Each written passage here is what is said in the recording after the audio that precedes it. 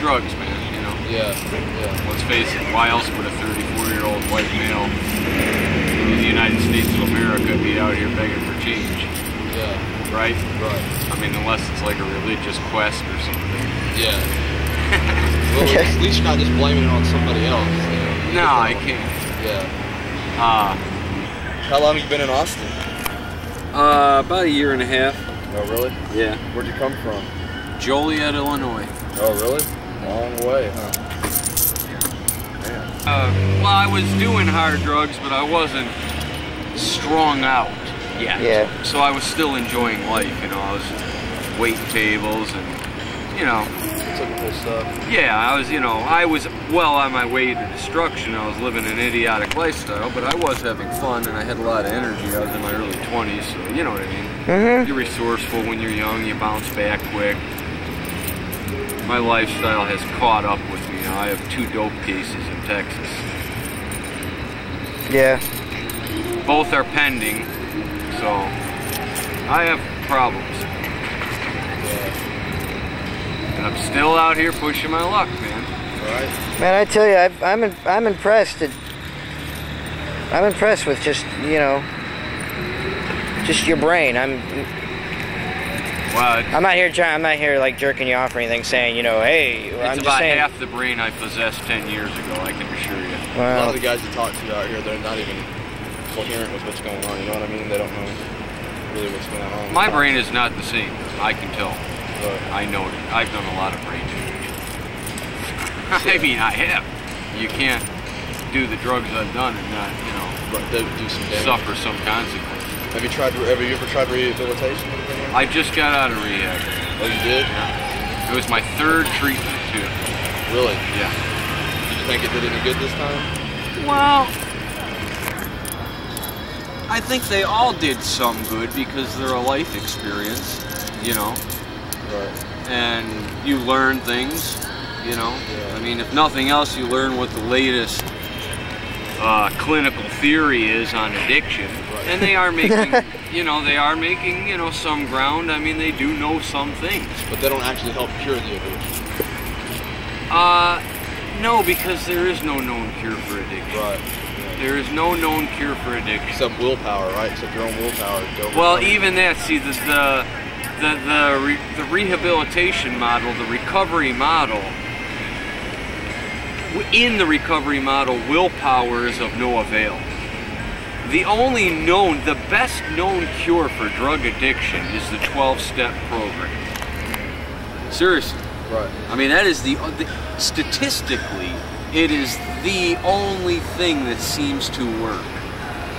All right? And it's, you know, it's about group recovery. Right. And it's also based on God. You've heard of the 12-step program, right? Yeah. Well, the 12 steps are a series of steps you take towards recovery.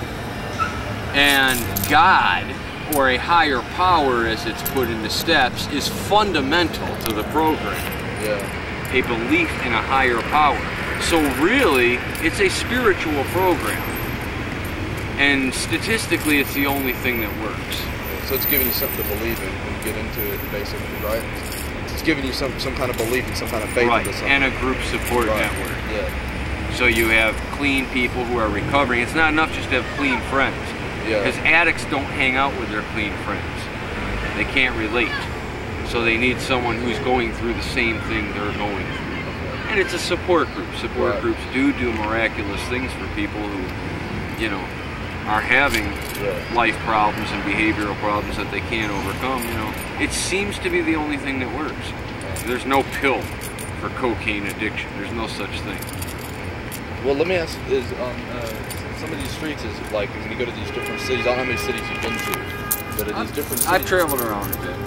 Are some cities, the streets that you're on, are they tougher than the other ones? Definitely. Definitely. Austin is one of the most, it's not Austin is becoming a big city. I would say it is now in the act of becoming a big city. It's going through the big city changes, you know. But it doesn't have all the hallmarks of a big city, culturally speaking. The streets here are incredibly safe. They really are. Right. I mean, yeah, you can get hurt here, and I've seen people hurt and killed here because I tend to be in environments, you know, where stuff happens. Right. Where the worst of the street violence occurs. So I'm privy to that more than your average person. But overall, I can't believe how safe it is. It's incredible. I mean, this is really a nice city with a really pretty low-key vibe. Right. For as much that's going on here. But that's changing. I've honestly seen the streets change here.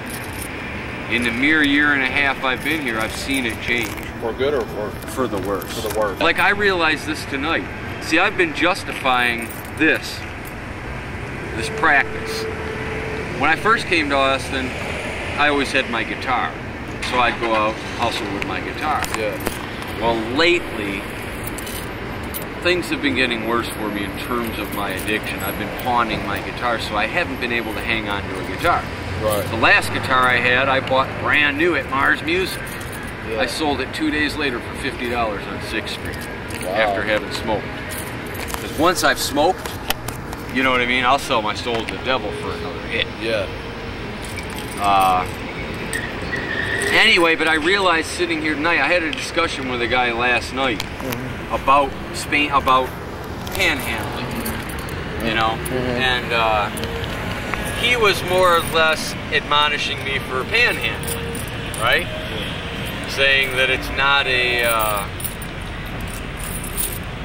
a dignified way to make money. And I was disagreeing with him, mainly just for argument's sake and debate, but to explore ideas as well, and it's honestly how you look at it. Because as I brought up to him, in the Hindu tradition, part of the path is that you mandatorily become a mendicant. That's part of your assignment. When you go through the Hindu priesthood, part of your training is to go to the streets and beg, and the same thing with the Buddhists. It's part of their training. You know what I mean? It's spiritual training. And it was really difficult for me to panhandle. It was. The first couple of times I did it, it was like, you know, very painful. Kind of an embarrassment way? Or? Sure. Sure, just, you know, very difficult to say, you know, say the words. Because in my mind, I really don't buy it. Right. You know what I mean? Well, can I ask you this? Yeah. I don't know if you'll take it in the wrong way or not. No, I won't. I've never asked anybody like this, but on the street, but what keeps a lot of people on the streets from just going and doing regular labor work or going to temp agencies or anything like that, getting work? I work all the time, dude. You do? But but you only work to support the habit. Crack is so expensive. One time I smoked $1,500 worth of crack in 3 days. And guess what? When that was done, I wanted more. Wow. It wasn't enough. Do you mind me asking who or what turned you on to it? It was kind of happenstance. I mean, I had done cocaine before. I was well into, I've been drugging since I was a kid. Okay, so more like the powder substance and stuff like that led you on to this? The light drugs more? Well, sure, they paved the way, you know. Right. And I tried crack for the first time actually in Illinois about 91 was the first time. I was living in an apartment with some buddies. We were all musicians. It was kind of a musician apartment. We called it the Vortex because it was just an insane environment, man. The equipment was set up in the living room all the time. Big congas, everything. Guitars, amps, it was all there, man. Keyboards, you know, it was all ready to go, and it was just people floating in. It was a fun environment, actually. But it was a hippie pad. And just one night out of the blue, this dude comes by and he had some crack.